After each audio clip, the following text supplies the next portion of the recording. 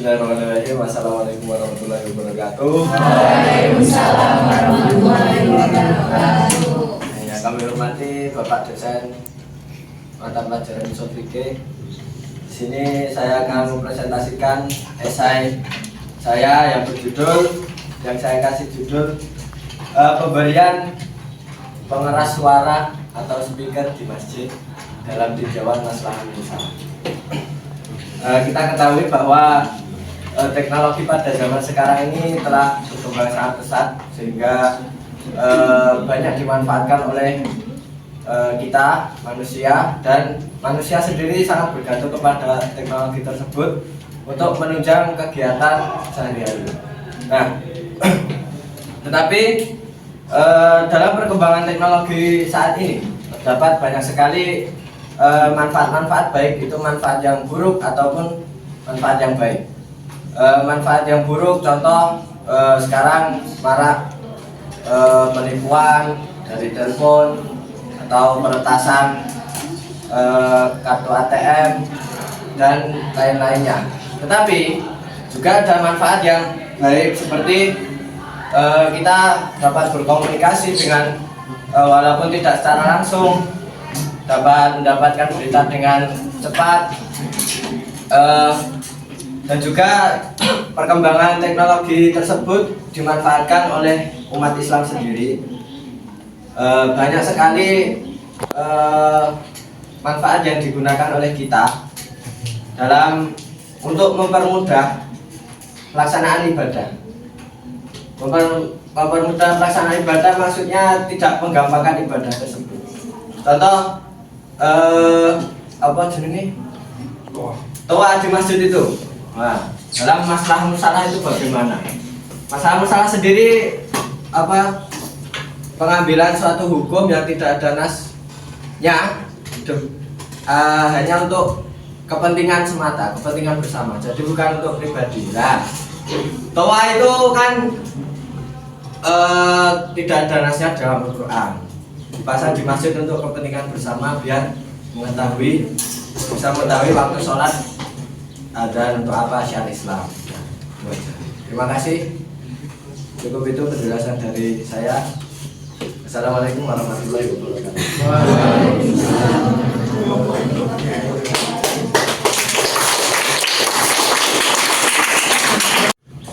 Assalamualaikum warahmatullahi wabarakatuh. Waalaikumsalam warahmatullahi wabarakatuh.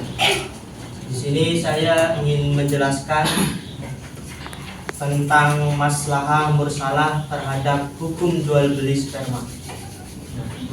Jadi di sini mungkin keterangannya lumayan lama karena hukum jual beli sperma itu ditinjau dari segi maslahah mursalah. Nah, terus hukum jual beli sperma itu seperti apa dan ditinjau dari masalah mursalah itu seperti apa.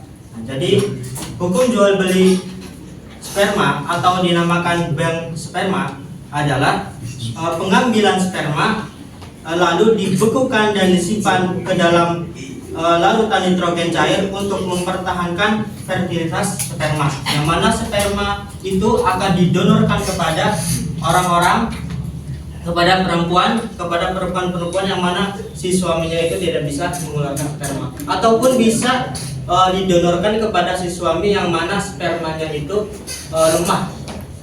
Nah, terus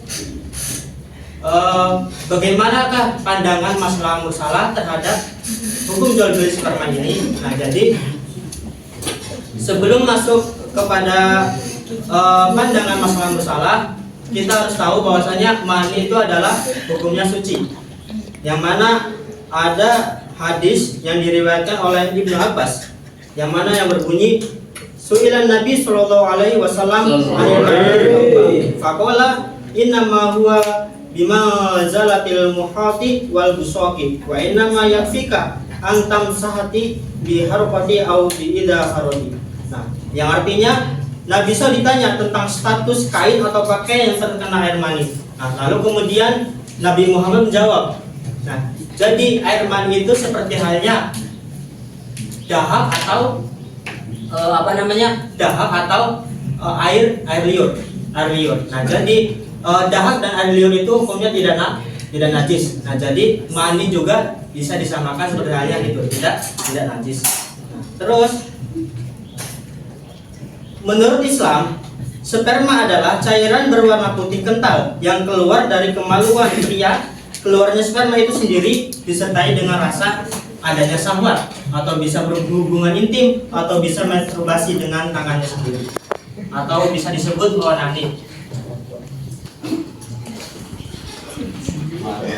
Adapun hukum onani itu hukumnya haram. Haram. Yang mana ada firman Allah Subhanahu wa taala dalam surah Al-Mu'minun ayat 5-6 yang berbunyi walladzina hum li furujihim hafidun illa ala azwajihim aw ma malakat aymanuhum fa innahum ghairu malumin. Yang artinya, dan orang-orang yang memelihara kemaluannya kecuali terhadap istri-istri mereka atau hamba sahaya yang mereka miliki, maka sesungguhnya mereka tidak tercela. Jadi orang yang menjaga kemaluannya berarti dia tidak tercela. Kalau misalkan dia yang tidak menjaga kemaluannya, seperti halnya apa? Menstruasi atau onani. Nah, itu termasuk orang-orang yang tercela. Hukumnya haram. Adapun Imam Hambali pada dasarnya memang mengharamkan onani. Akan tetapi beliau memberi pengecualian, yakni kepada orang yang tersebut takut untuk berbuat zina, yang mana dia dikarenakan nafsunya sungguh memang sudah luar biasa, sungguh terlalu besar, sedangkan ia tidak punya istri dan ia tidak mampu untuk menikah. Nah, jadi Imam Hambali dalam kasus tersebut diperbolehkan, tetapi hanya dalam keadaan darurat yang seperti itu. Diperbolehkan dalam keadaan darurat, bukan diperbolehkan terus kemudian jadi rutinitas, jangan, nggak boleh. Yang mana terdapat dalam kaidah ma'ubihu lisu lidorurati yuqaddaru biqadriha. Segala sesuatu yang diperbolehkan dalam keadaan darurat hanya boleh sekedarnya saja, jadi bukan jadi rutinitas. Apabila dalam keadaan darurat maka itu boleh. Ad-darurat la yuzal. Segala kedaruratan bisa terhilangkan oleh keadaan, bisa terhilangkan keharaman itu. Nah, terus kemudian adapun keterkaitan antara kaidah jual beli sperma dan masalah bersalah. Nah, yang mana keterkaitannya adalah segala sesuatu yang mengandung kemaslahatan yang tidak ada ketentuan secara spesifik dalam syariat Islam antara diperbolehkan atau dilarangnya perbuatan tersebut. Nah, masalah bersalah juga harus selaras dengan tujuan hukum Islam, bahwa pada dasarnya masalah bersalah adalah menarik kemaslahatan demi menghilangkan kemadharatan. Jadi yang tadi hukum jual beli sperma adalah hukum kemaslahatan. Jadi diperbolehkan. Nah, bagaimana pengambilan onani tersebut, pengambilan sperma tersebut dengan onani itu diperbolehkan karena apa? Karena adanya untuk kemaslahatan, adanya tuh tujuan. Jadi adanya kemadharatan bagi si perempuan itu. Kalau misalkan si perempuan itu tidak dapat donor sperma, maka dia tidak memiliki anak. Mungkin di situ kemaslahatannya. Mungkin cukup sekian. Wabillahi taufiq wal hidayah. Assalamualaikum warahmatullahi wabarakatuh.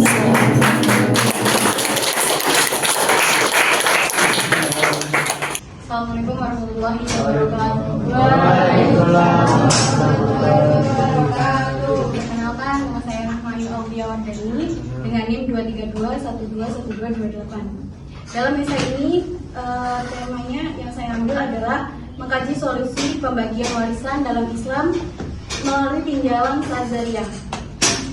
Pembagian warisan dalam Islam memainkan peran penting dalam mengatur hak dan kewajiban hak warisnya.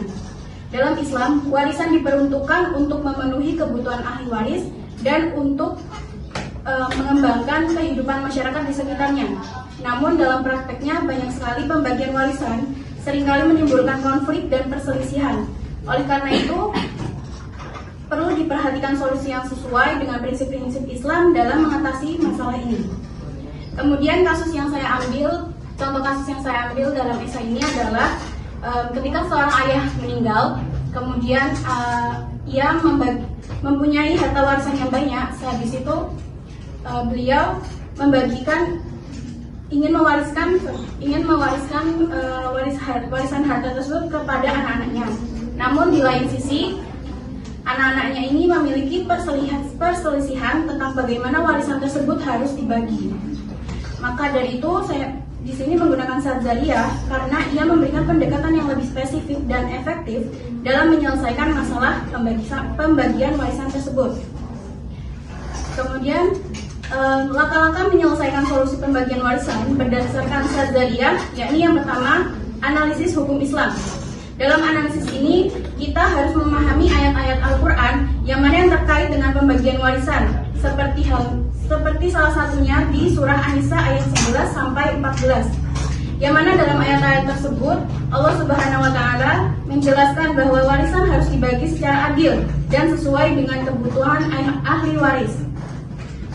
Selain itu, kita juga harus memahami hadis Nabi Muhammad SAW yang terkait dengan pembagian warisan. Seperti hadis yang berbunyi, jika seseorang meninggal, maka warisannya harus dibagi secara adil dan sesuai dengan kebutuhan ahli waris, yang mana hadis tersebut dari hadis riwayat Bukhari dan Muslim. Yang kedua, dengan identifikasi kebutuhan ahli waris. Dalam identifikasi ini, kita harus mempertimbangkan faktor-faktor seperti usia, kesehatan, dan kebutuhan dasar ahli waris. Kemudian kita juga harus mempertimbangkan hak-hak waris yang telah ditentukan oleh Allah Subhanahu wa Ta'ala, seperti halnya hak ibu bapak untuk menerima warisan dari anak-anak mereka. Ketiga, dengan penghitungan warisan. Dalam penghitungan ini, kita harus mempertimbangkan nilai warisan yang diperoleh oleh ahli waris dan membandingkannya dengan kebutuhan dasar mereka. Kita juga harus mempertimbangkan hak-hak tersebut yang telah ditentukan oleh Allah Subhanahu wa Ta'ala, seperti tadi hak ibu bapak untuk menerima warisan anak-anak mereka. Keempat, yang terakhir adalah penyelesaian perselisihan. Dalam Islam, perselisihan harus diselesaikan melalui dialog dan kesepakatan serta dengan mempertimbangkan hukum Islam. Terakhir, kesimpulan, dengan menggunakan Sadzaliyah, ahli waris dapat memperoleh warisan yang sesuai dengan kebutuhan mereka dan masyarakat juga akan mendapatkan efeknya untuk kehidupan yang lebih baik. Oleh karena itu, Sadzaliyah harus dijadikan sebagai acuan dalam mengkaji pembagian warisan yang benar dalam Islam. Sekian kisah yang saya sampaikan. Assalamualaikum warahmatullahi wabarakatuh.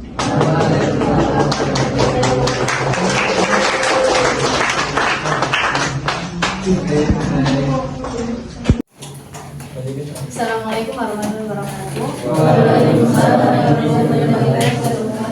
Perkenalkan, nama saya Nur Aisyah Fadil Akila dengan NIM 2321212331.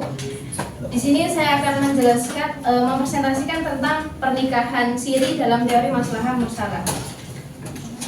Saya akan menjelaskan tentang pernikahan siri dulu. Pernikahan siri merupakan suatu ikatan antara dua individu yang sebelumnya tidak saling berkaitan dan merupakan suatu akad yang menghalalkan pergaulan antara seorang laki-laki dan perempuan yang bukan mahramnya, serta menimbulkan hak dan kewajiban antara keduanya.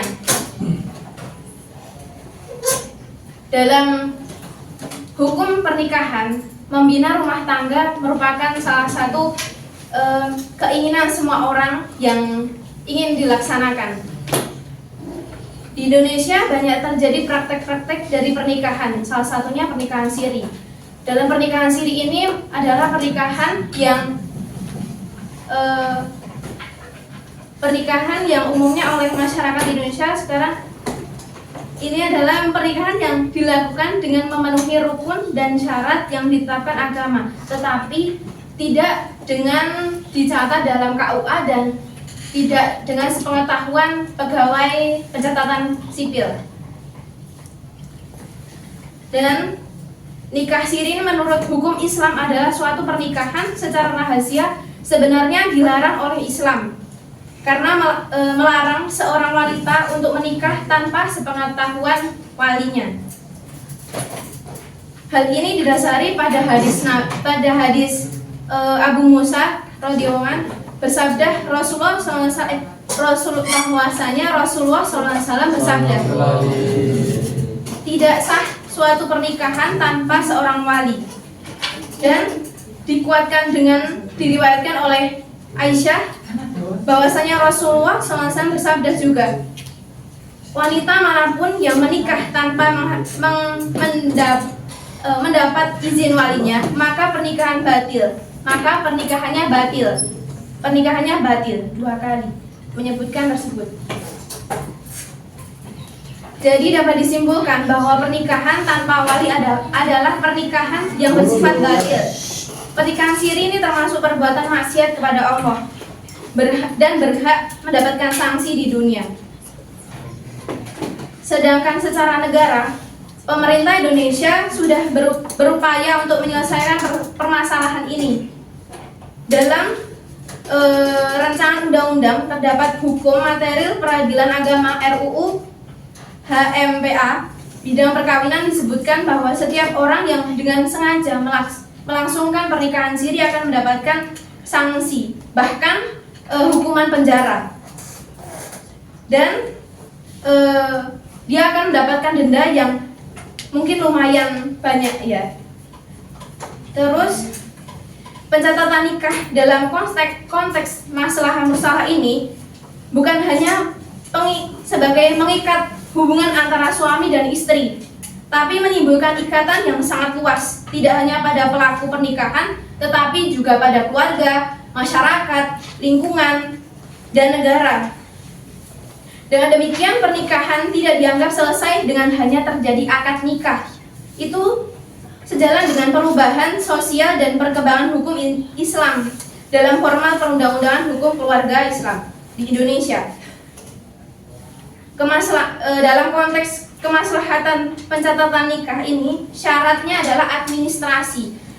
Administrasi di Indonesia masih banyak yang mengandung kemudaratan.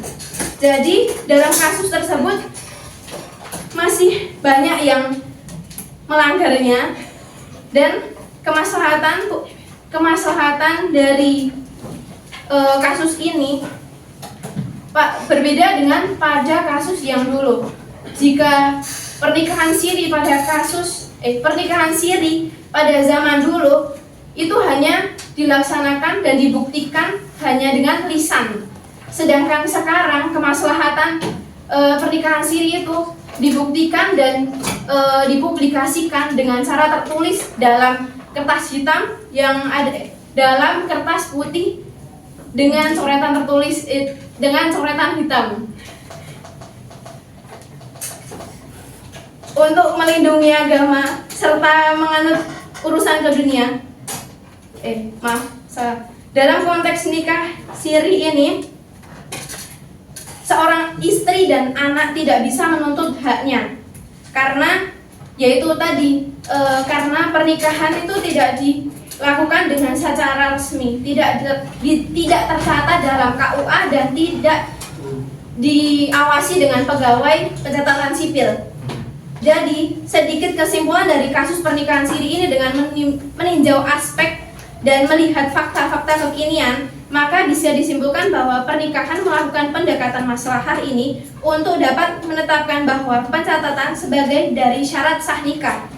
Pemerintah juga memasukkan pencatatan nikah dalam revisi Undang-Undang Perkawinan Nomor 1 Tahun 1974. Pencatatan nikah pada saat ini menjadi publikasi atau bukti autentik yang dapat membenarkan adanya nikah seseorang serta untuk melindungi hak dan kewajiban orang-orang terkait seperti perlindungan terhadap keturunan, harta, jiwa, dan lain-lain. Mungkin cukup sekian. Terima kasih. Wassalamualaikum warahmatullahi wabarakatuh.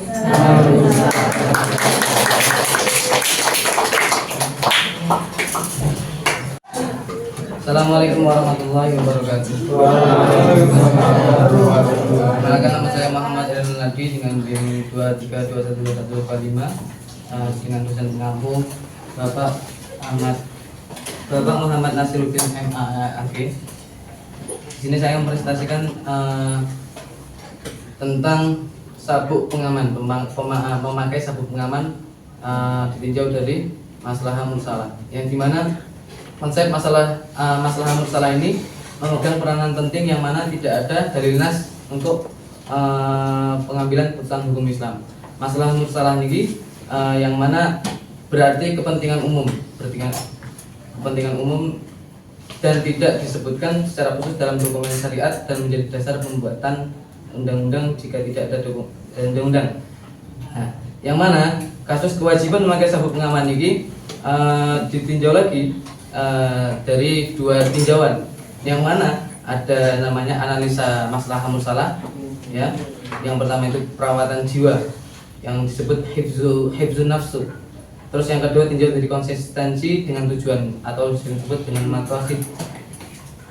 maqasid. Nah, yang mana tinjauan yang pertama analisa maslahah mursalah itu tujuan daripada itu adalah untuk mengamankan alat bantu untuk melindungi kehidupan manusia. Jadi untuk menghindari bahaya kecelakaan lalu lintas. Itu masalah mursalah. Terus yang kedua konsistensi dengan tujuan, yang mana konsistensi itu daripada tujuan maqasid syariah agar apa? Agar tujuan utama syariat Islam itu mencakup 5 aspek. Yang mana 5 aspek yang pertama itu perlindungan agama, jiwa, keturunan dan harta benda.